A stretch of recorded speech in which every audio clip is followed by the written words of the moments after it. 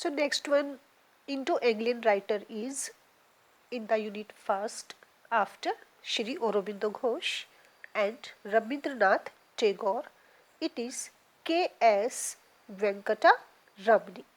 Okay, K.S. Venkata Ramani is the third one writer of your unit first. So let us see some very important questions or some points based on K.S. Venkata Ramani. All these are again very important, and you have to keep all these points in your mind. So let us go one by one. K.S. Venkata Ramani.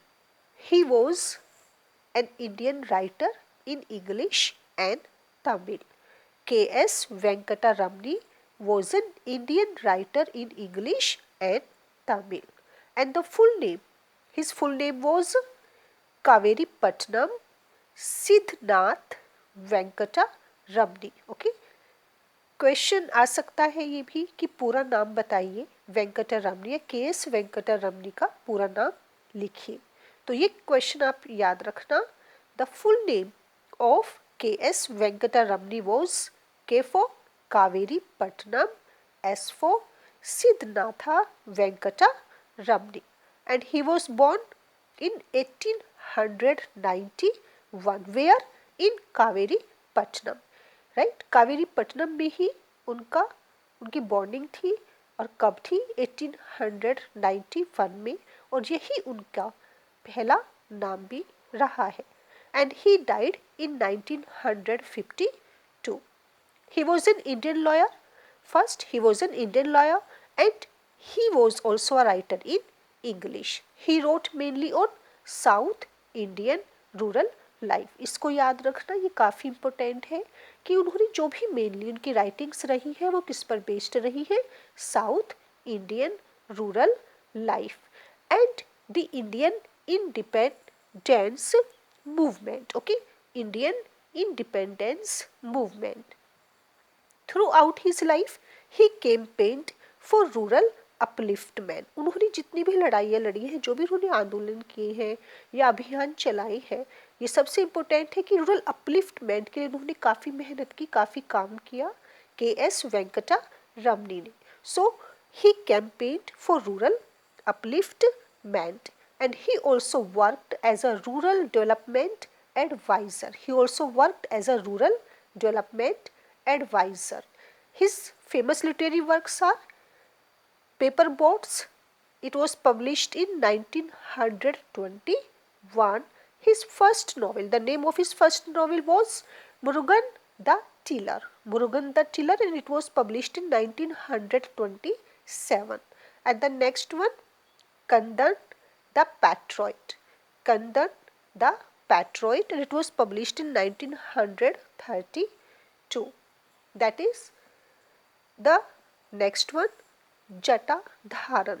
जटाधारन and other stories. काफ़ी works हैं उनके, literary works काफ़ी लिखे हैं उन्होंने, लेकिन यहाँ पर जो भी हमने मेंशन किए हैं वो एग्ज़ाम के लिए किए हैं, जो काफ़ी उनके फेमस रही हैं या इम्पोर्टेंट है और जिन्हें आपको याद जरूर रखना चाहिए. Okay, it was Jatadharan and other stories. It was published in 1937.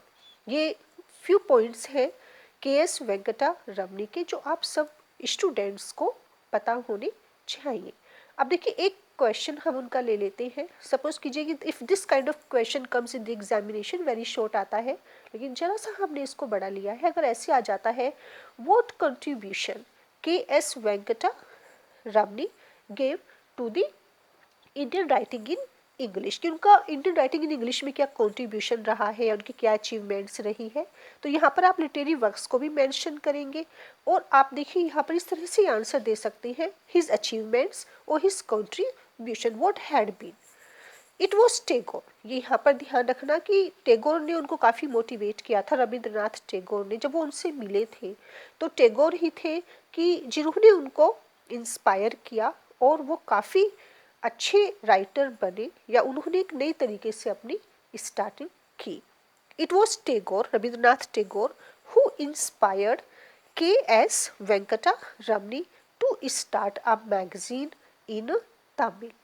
He began a Tamil weekly titled Tamil Ulegu, and the first name, his first book was Paper Boats and his first novel was Murugan the Tiller। तो ये answer आप इस तरीके से लिखेंगे यहाँ पर, आप इसको यहाँ से भी स्टार्ट कर सकते हैं। His first book means from his literary works. His work content The Patriot was serialized in Swarajya magazine in 1931 and later it was published as a book in 1932. So it will be sufficient। ये जो भी points आपको बताए गए हैं यहाँ पर KS Venkata रामिनी के बारे में, ये सफिशिएंट है एग्जाम के लिए। Got it? और ये आपका क्वेश्चन। अब देखिए इसमें से जो भी क्वेश्चंस आएंगे कि उनका पूरा नाम क्या था या उनके लिटरेरी वर्क्स कौन कौन से थे, ये भी आ सकता है कि पेपर बोट के राइटर कौन थे। तो ये सब आप पॉइंट्स याद रखने हैं आपको।